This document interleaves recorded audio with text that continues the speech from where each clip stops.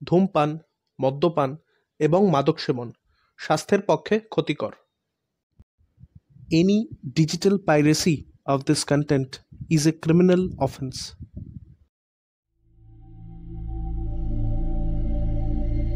Storyline YouTube channel presents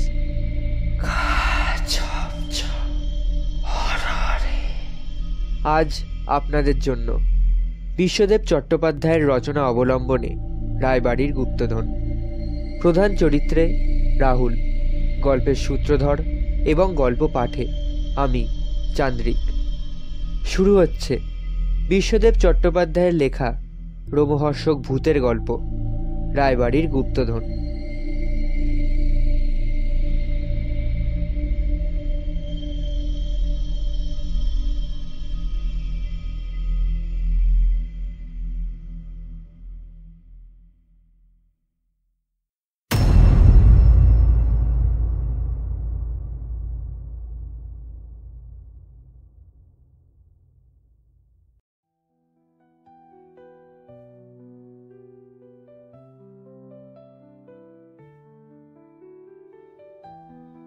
উচ্চ মাধ্যমিক পরীক্ষার পর রাহুলের হাতে এখন অঢেল সময়। বন্ধুবান্ধবদের অনেকেই নিদেন পক্ষে মামার বাড়ি বেড়াতে গেছে। রাহুলের ঠিক সেরকম কোথাও যাওয়ার নেই। মনটা সে কারণেই বেশ খারাপ ছিল। ছেলের মতিগতি দেখে যমুনা বললেন, তোর মামার বাড়িতে একবার যাবি রাহুল? মামার বাড়ি? সেখানে তো কেউ নেই। না, তা অবশ্য নেই। অত বড় বাড়ি হয়তো পোড়ো বাড়ি হয়ে গেছে। তা হবে কেন? তোমার সেই নায়েব কাকা হরিমাধবা না হরিহরা ঘোষাল বসবাস করছে না? ও, হরিহর কাকা সেই বাবা মারা যাবার পর একটা পোস্টকার্ড দিয়ে জানিয়েছিলেন এখানে আসছেন। অথচ দেখতে দেখতে 5-5টা বছর কেটে গেল, তিনি এলেন না। কিন্তু এতদিন পরে আবার হঠাৎ আমাকে চিঠি দিয়ে যেতে লিখেছেন। কী সব ফিরিয়ে টিরিয়ে দেবেন লিখেছেন। তাহলে তুমি যাচ্ছ না কেন? না রে, আমার খুব কষ্ট হয় ওই বাড়ির কথা মনে হলে। সেই কবে তোর দাদু আমাদের বাড়ি থেকে তাড়িয়ে দিয়েছিলেন। যতদিন বেঁচে ছিলেন আমাদের মুখদর্শনও করেননি, অথচ আমিই তার একমাত্র সন্তান ছিলাম। রাহুল শুনেছে তার বাবা ঘোষ অর্থাৎ গয়লা ছিলেন বলে তার দাদু গোলকপতি রায় জামাইকে স্বীকার করেননি, এমনকি গুলি করে মারতেও চেয়েছিলেন। মাঝখানে দিদিমা না থাকলে কি যে ঘটে যেত কে জানে। দাদুর ভয়েই বাবা মাকে নিয়ে হুগলি চলে আসেন। সংসার প্রতিপালনের জন্য শেষ পর্যন্ত স্টেশনে একটি মিষ্টির দোকান দিতে বাধ্য হন। গ্রামে অর্থাৎ গুপ্তিপাড়ায় একটি স্কুলে মাস্টারি করতেন। হুগলিতে তিনি শিক্ষকের চাকরি পাননি। সেসব দিনগুলো খুব কষ্টের ছিল বলে মায়ের কাছে শুনেছে রাহুল। এখন সেই মিষ্টির দোকানই ওদের ভরসা। রাহুলের যখন বছর 10 বয়স, তখনই হঠাৎ দিন চারেকের প্রবল জ্বরে ওর বাবার মৃত্যু হয়। আচ্ছা মা, তোমার বাবা কি সত্যি সত্যি জমিদার ছিলেন? পুরোপুরি জমিদার ছিলেন আমার ঠাকুরদা। জমিদার শ্রীপতি রায়ের নামে এখনও ওদিকে নানা রকম লোমহর্ষক গল্প চালু আছে।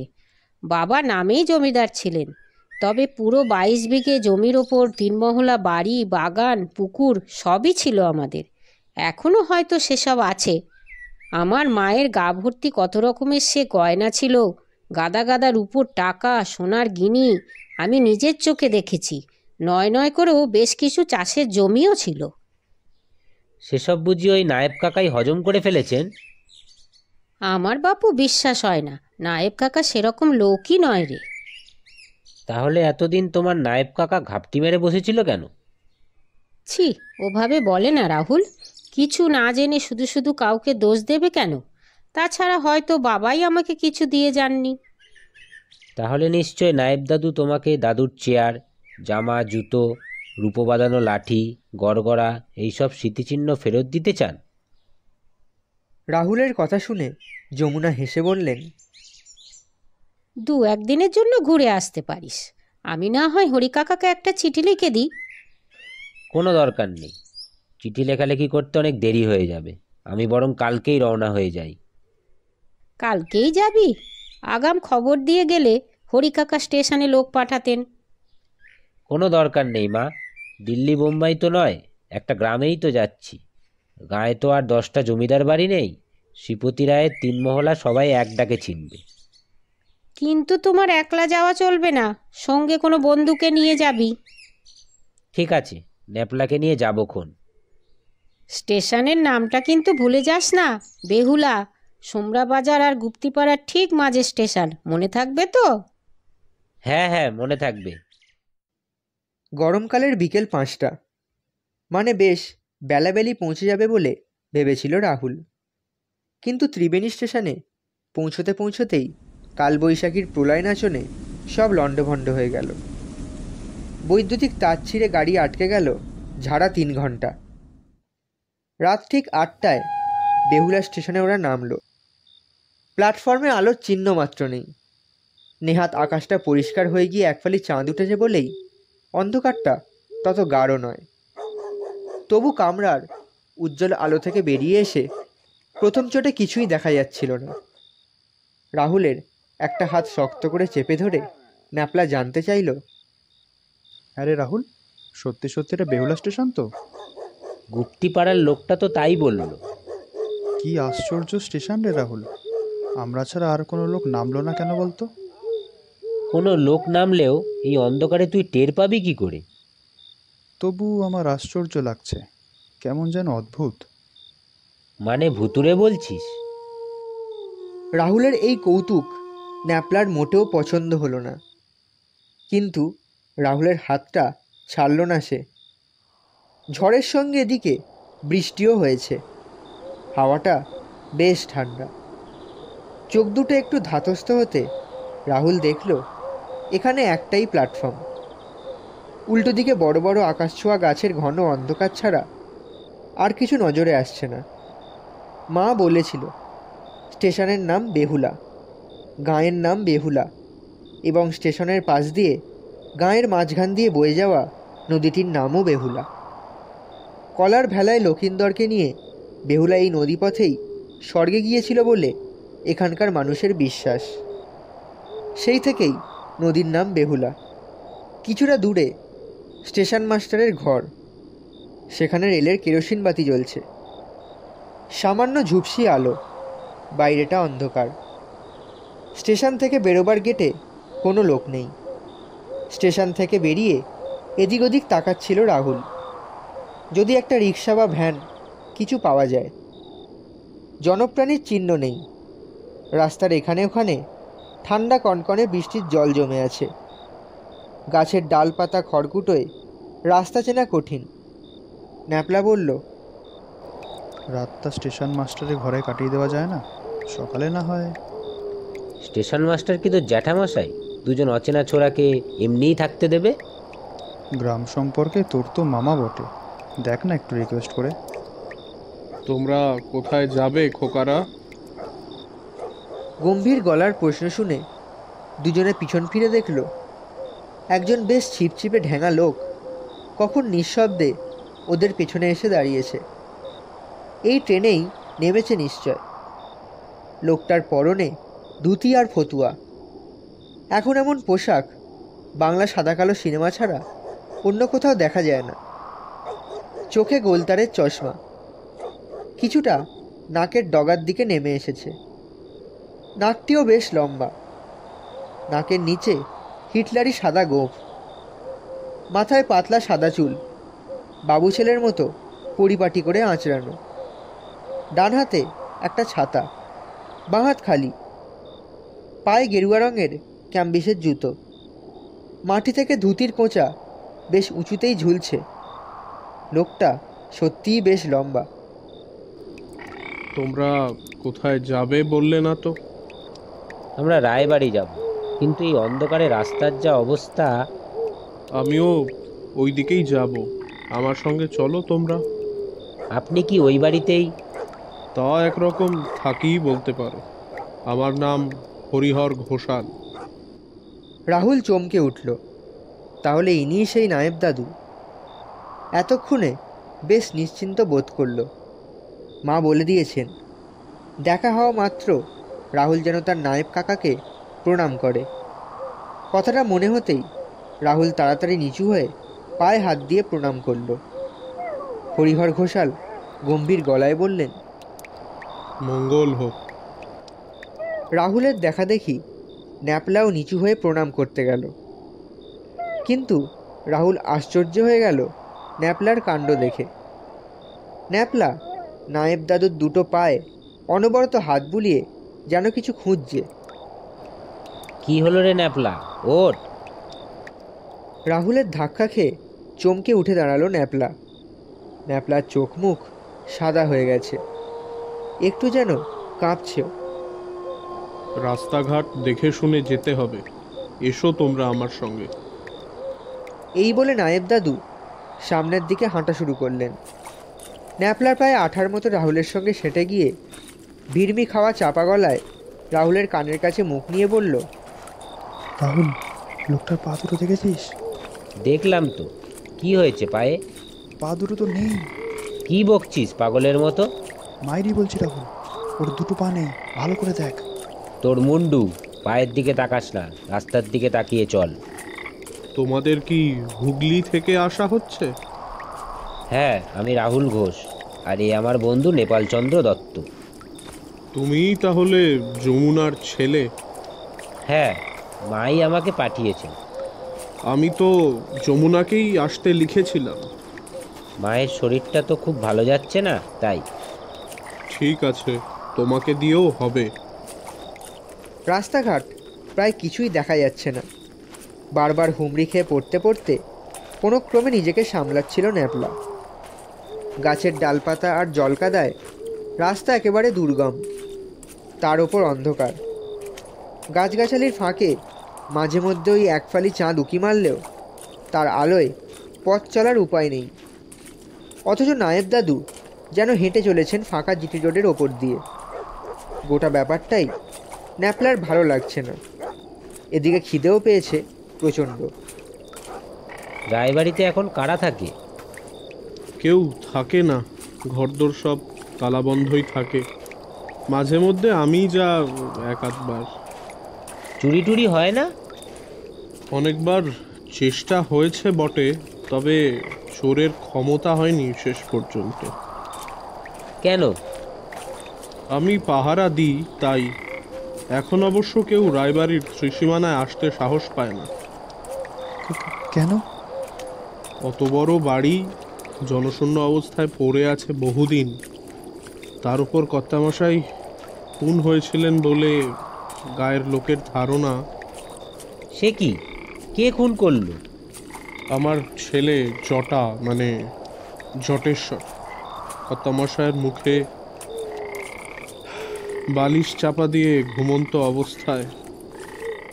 ন্যাপলা এবার সত্যি সত্যি দড়াম করে রাস্তার ওপর হুমড়ি খেয়ে পড়ে গেল। জলকাদায় মাখামাখি। রাহুল টেনে হিঁচড়ে ন্যাপলাকে তুলে ফের জানতে চাইল, দাদুকে খুন করলো কেন? গয়নাগাটি, সোনার গিনি, রূপোর টাকা ছাড়াও বেশ কিছু নগদ টাকা কর্তামশাই ওই বাড়িতেই লুকিয়ে রেখেছিলেন। কর্তামশাইকে একদিন একলা পেয়ে চাবি হাতাতেই শেষ পর্যন্ত খুন করে বসল। নেশা করতে করতে ছেলেটা একবারে উচ্ছন্নে চলে গিয়েছিল। আমি সেদিন থাকলে অবশ্য। আপনি কোথায় ছিলেন? চুচড়ো কোর্টে একটা মামলা ছিল সেদিন, ফিরতে রাত হয়ে গিয়েছিল। জটেশ্বরবাবু তাহলে কি সেসব? না, কিছুই সে পায়নি। কর্তামশাই সেসব কোথায় রেখেছিলেন তা একমাত্র আমিই জানি। জমিদারি না থাকলেও সুখে দুঃখে আমি কর্তামশাইয়ের সঙ্গে থেকে গিয়েছিলাম। আমাকে তিনি ভরসা করতেন। তাহলে? প্রমাণের অভাবে জটাকে পুলিশ ধরতে পারেনি, তাই বেশ কয়েক মাস জটা আমাকে পাগল করে মারছিল। আমারও বয়স হয়ে যাচ্ছিল, তাই যা কিছু অবশিষ্ট আছে সেগুলো যমুনার হাতে তুলে দেওয়ার জন্য তার সঙ্গে দেখা করতে যাব বলে একটা চিঠি দিয়েও সময় মতো যেতে পারিনি। জটেশ্বরবাবু এখন কোথায়?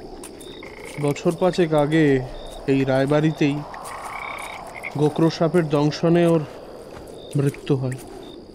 আশ্চর্য! কর্তামশাইকে খুন করার মহাপাপ তো ছিলই, সেদিন শেষ পর্যন্ত আমাকেও জটা খুন করলো? হতভম্ব ন্যাপলা প্রশ্নটা ছুঁড়েই স্ট্যাচু হয়ে গেল। নায়েব দাদু কিছু বললেন না। রাহুল ন্যাপলার হাতে মোক্ষম একটা চিমটি কেটে বলে উঠল, তুই কি রে ন্যাপলা, নায়েব দাদুকে খুন করলে তিনি বেঁচে আছেন কি করে? হঠাৎই ন্যাপলা রাহুলের কানে কানে বলল, বেঁচে টেচে নেই রে রাহুল, জ্যান্ত মানুষের পা দেখা যায় না, এমন কখনো শুনেছিস? তারপরেই গলার আওয়াজ কেমন যেন হিপোরোগীর মতো। আবার সেই পা? তুই থামবি ন্যাপলা? আমরা এসে গেছি। নায়েব দাদুর ঘোষণায় দুজনেই চমকে সামনের দিকে তাকালো।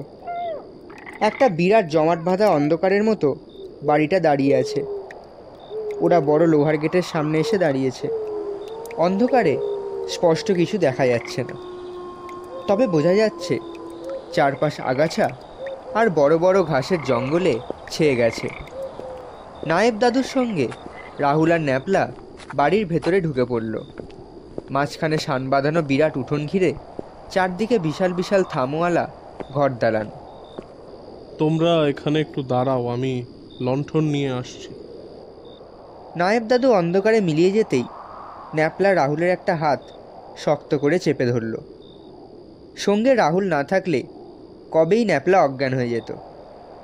নায়েব দাদুর পায়ের ব্যাপারটা কেন যে রাহুল বিশ্বাস করছে না কে জানে। একটু পরেই একটা লণ্ঠন হাতে বারান্দা দিয়ে নায়েব দাদু এগিয়ে আসছেন। রাহুল দুপা এগিয়ে যেতেই ন্যাপলা আচমকা চিৎকার করে উঠল, রাহুল দাঁড়া, যাস না। থমকে দাঁড়ালো রাহুল। দুপা পিছিয়ে ন্যাপলার সামনে এসে জিজ্ঞাসা করলো, এবারে কি দেখতে পাচ্ছিস না? নায়েব দাদুর মাথাটাই নেই বুঝি? বিশ্বাস কর রাহুল, গোটা শরীরটাই হাফিজ হয়ে গেছে, শুধু হেরিকেন ছাড়া আর কিছুই। এবার কিন্তু বড্ড বাড়াবাড়ি হয়ে যাচ্ছে ন্যাপলা। কিন্তু রাহুল, সত্যি সত্যি তোর নায়েব দাদু। ন্যাপলার কথা শেষ হলো না। নায়েব দাদু একটা সিঁড়ির মুখে এসে বললেন, কর্তামশাইয়ের ঘর দোতলার দক্ষিণে, ওই ঘরেই তোমরা থাকবে। এসো আমার সঙ্গে। টানা লম্বা বারান্দার শেষ প্রান্তে কর্তামশায়ের ঘর। দরজার তালা খুলে নায়েব দাদু ঘরে ঢুকলেন। ওই আয়না বসানো কাঠের আলমারির মধ্যে চাদর বালিশ সব কিছু আছে। তোমরা একটু বিশ্রাম করে নাও, আমি একটু পরে আসছি। কথাটা বলতেই নায়েব দাদু ঘর থেকে বেরিয়ে গেলেন। রাহুলের হাত ঘড়িতে রাত প্রায় 9টা বাজে। ন্যাপলার মনে হলো নিশ্চয়ই প্রচণ্ড খিদে আর ক্লান্তিতে সে উল্টোপাল্টা কল্পনা করছে এবং দেখছে। না হলে রাহুল নায়েব দাদুকে স্পষ্ট দেখতে পাচ্ছে, অথচ সে লণ্ঠনের আলোয় নায়েব দাদুকে দেখতে পাচ্ছে না কেন? লণ্ঠনটাকে হাওয়ায় ভাসতে দেখছে কেন? দাদুর ঘরটা বেশ বড়। ঘরের মধ্যে অনায়াসে একটা ব্যাডমিন্টনের কোর্ট বসানো যায়। মাঝখানে একটা বিশাল মেহগনি কাঠের নকশাদার 6 সিংহ পায়া পালঙ্ক। মাথার দিকে পাশেই একটা বড় গোলাকৃতি শ্বেতপাথরের টেবিল।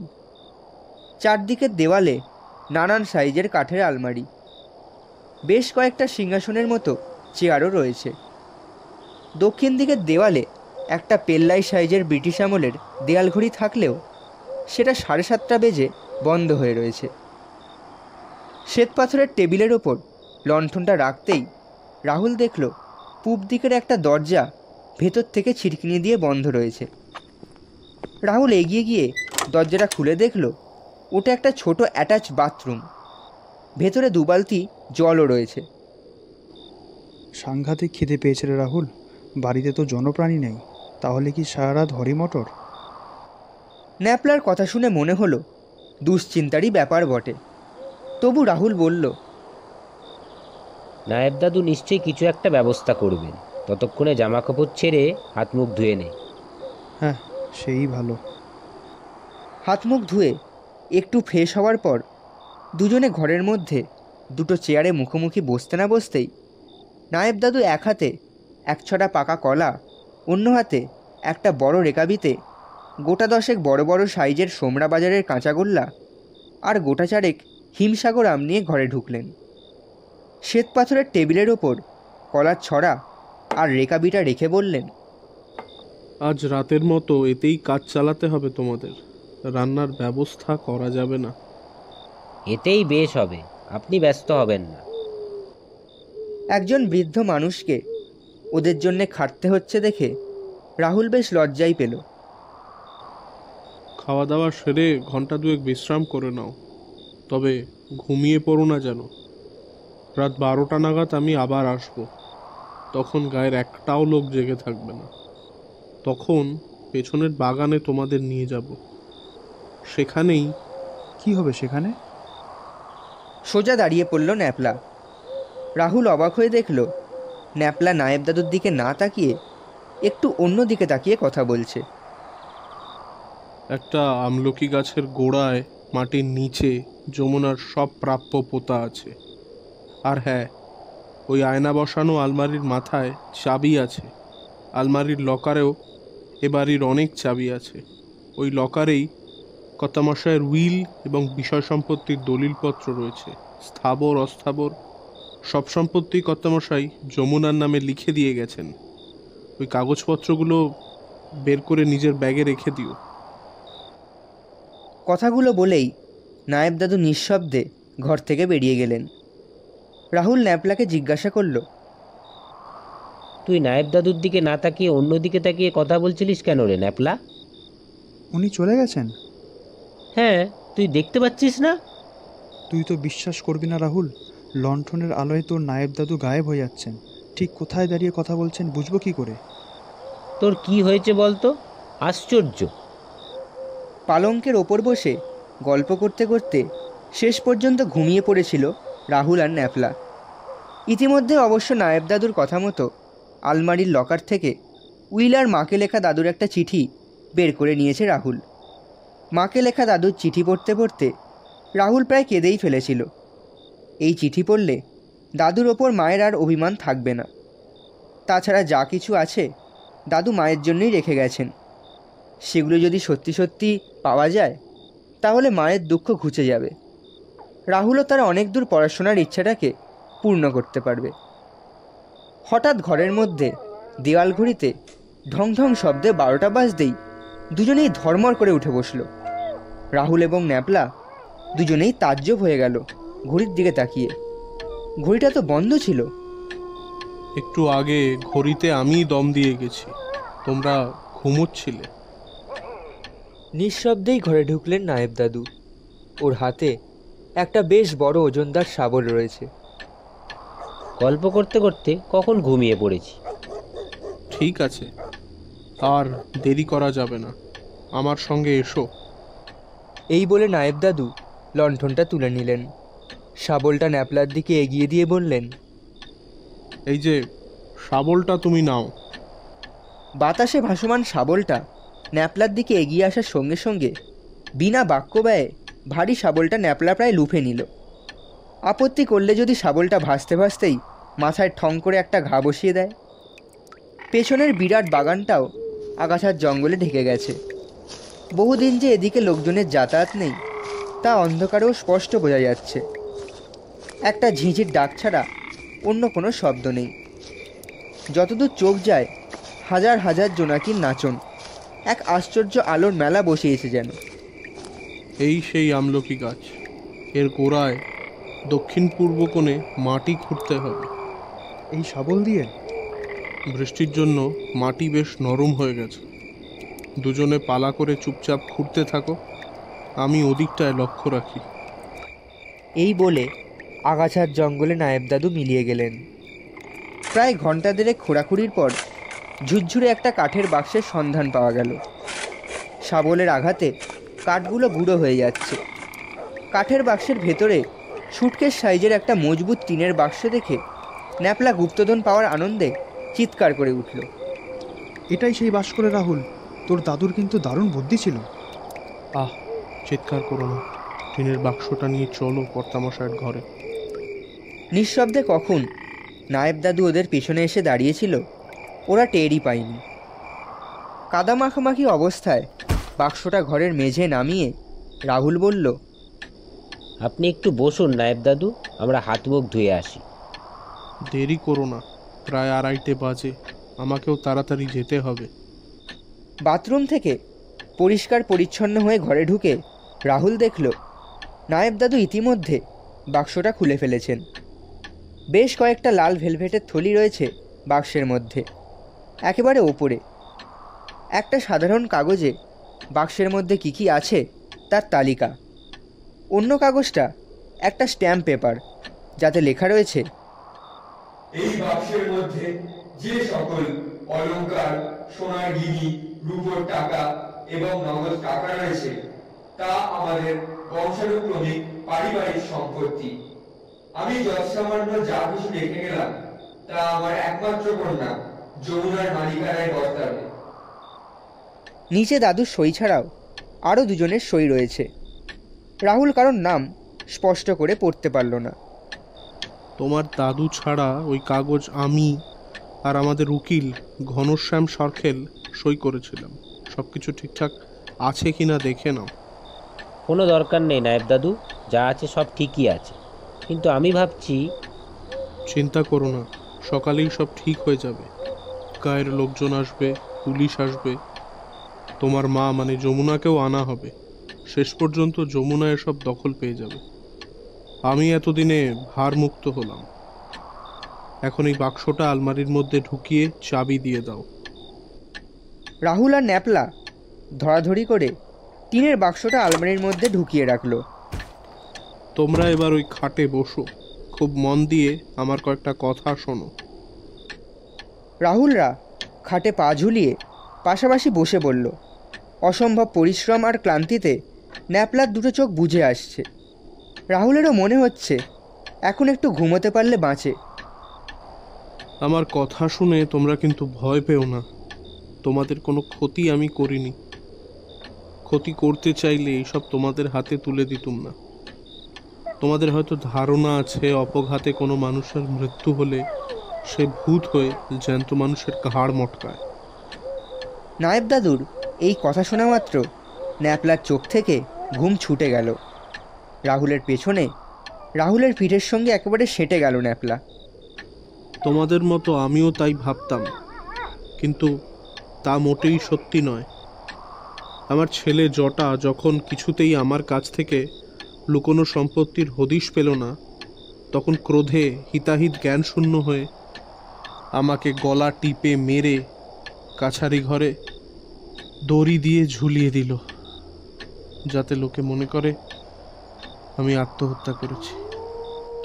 রাহুলের পিছনে নিঃশব্দে ন্যাপলা বিছানায় লুটিয়ে পড়ল।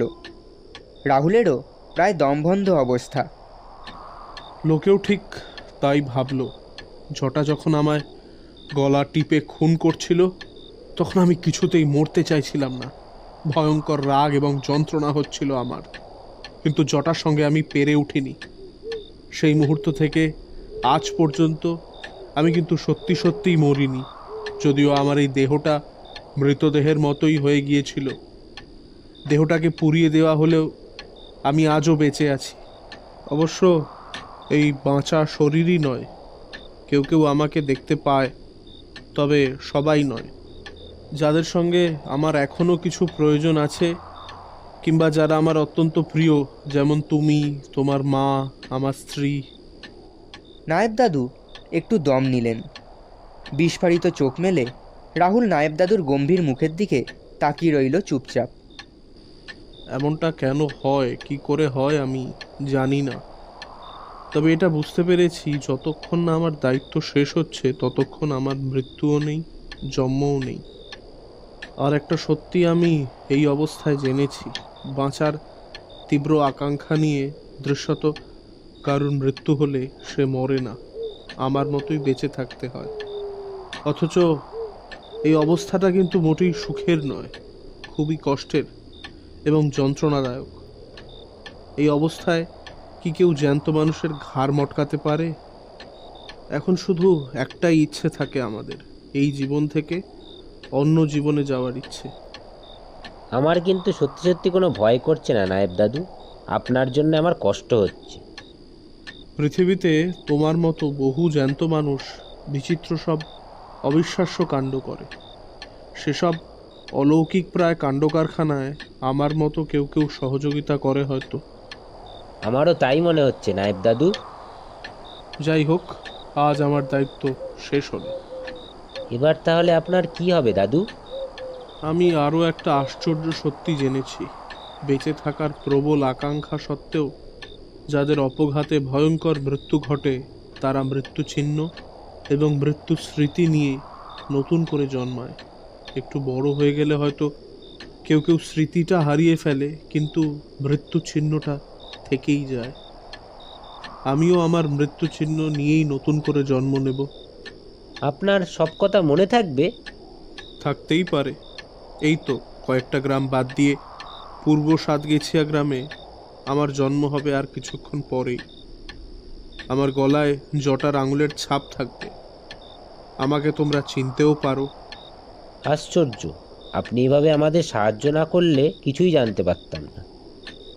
আর একটা কথা কিন্তু মনে রাখতে হবে তোমাদের, আমার কথা কাউকে বলবে না। আর একটা কাজ করতে হবে তোমাদের। কাল থেকে আর আমার স্ত্রী আমাকে দেখতে পাবে না। আমিও ওকে কোনোভাবে সাহায্য করতে পারবো না। ওর বড় কষ্ট। ওকে তোমরা এই বাড়িতেই থাকতে দিও। ওকে তো দেখার কেউ নেই। আপনি একটুও চিন্তা করবেন না নায়েব দাদু, আমি মাকে বলবো। কথাটা বলতে বলতে রাহুল কেঁদেই ফেলল। দু হাতে চোখ মুছে যখন তাকালো, তখন আর নায়েব দাদুকে দেখতে পেল না। তাড়াতাড়ি ন্যাপলাকে ঠেলা দিয়ে তুলতে গিয়ে দেখলো ন্যাপলা অনেকক্ষণ আগেই মূর্ছা গেছে।